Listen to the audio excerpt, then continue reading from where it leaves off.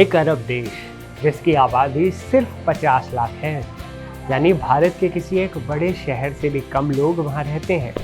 लेकिन जब बात दोस्ती की आती है तो इस छोटे से देश का कद बहुत बड़ा हो जाता है। एक ऐसा दोस्त जिसने उस वक्त भारत का साथ दिया जब दुनिया के नक्शे पर पाकिस्तान धर्म के नाम पर कई देशों को अपने साथ खड़ा करने की कोशिश कर रहा था। हम बात कर रहे हैं ओमान की, वो ओमान जहां प्रधानमंत्री नरेंद्र मोदी एक बेहद खास दौरे पर जा रहे हैं। क्या है वो दौरा, ये जानते हैं ना मेरे साथ। नमस्ते, मैं हूं असीम और आप देख रहे हैं एनडीटीवी इंडिया। जियोपॉलिटिक्स में ये अक्सर कहा जाता है कि देशों के बीच परमानेंट दोस्ती नहीं होती, सिर्फ परमानेंट इंटरेस्ट होते हैं। लेकिन भारत और ओमान का रिश्ता इस कहावत को थोड़ा गलत साबित करता है। ज़रा इतिहास के पन्नों को पलटकर 1971 को याद कीजिए। भारत और पाकिस्तान के बीच युद्ध चल रहा था। पाकिस्तान ये मानकर बैठा था कि एक मुस्लिम देश होने के नाते अरब देशों का समर्थन उसी को मिलेगा। लेकिन उस वक्त ओमान ही वो एकमात्र अरब देश था जिसने खुलकर भारत का समर्थन किया था। ये वो दौर था जब ओमान ने अपनी दोस्ती साबित की थी। और आज उसी दोस्ती को नए मुकाम पर ले जाने के लिए पीएम मोदी 15 दिसंबर से एक बड़े मिशन पर निकल रहे हैं।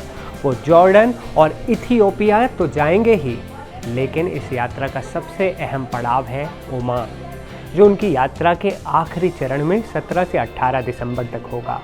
वहाँ वो सुल्तान हैथम बिन तारिक अल सैद से मेहमान नवाजी स्वीकार करेंगे, उनके मेहमान बनेंगे।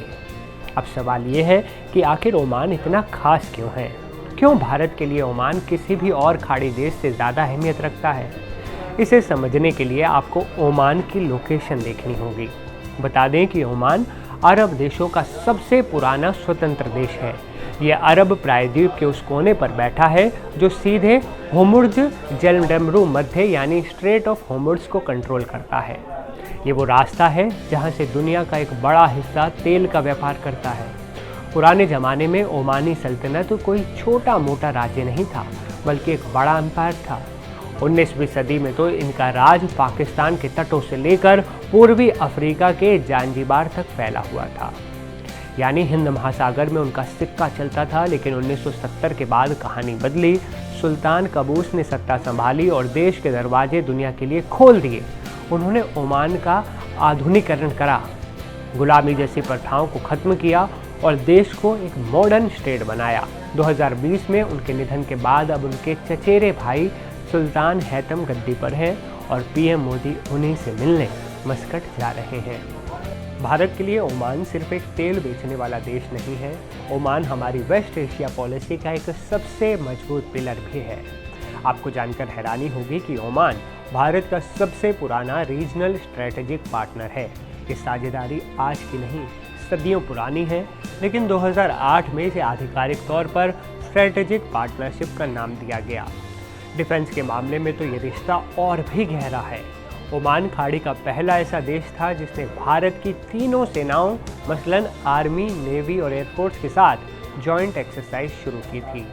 आज जब पीएम मोदी वहां जा रहे हैं तो एजेंडा सिर्फ हाथ मिलाना नहीं है, एजेंडा है व्यापार को बढ़ाना, डिफेंस संबंधों को और मजबूत करना और उस भरोसे को कायम रखना जो 1971 के युद्ध से लेकर आज तक अटूट बना हुआ है। ओमान से भारत की दोस्ती पर आप क्या कहना चाहेंगे? अपनी राय कमेंट में ज़रूर बताइएगा।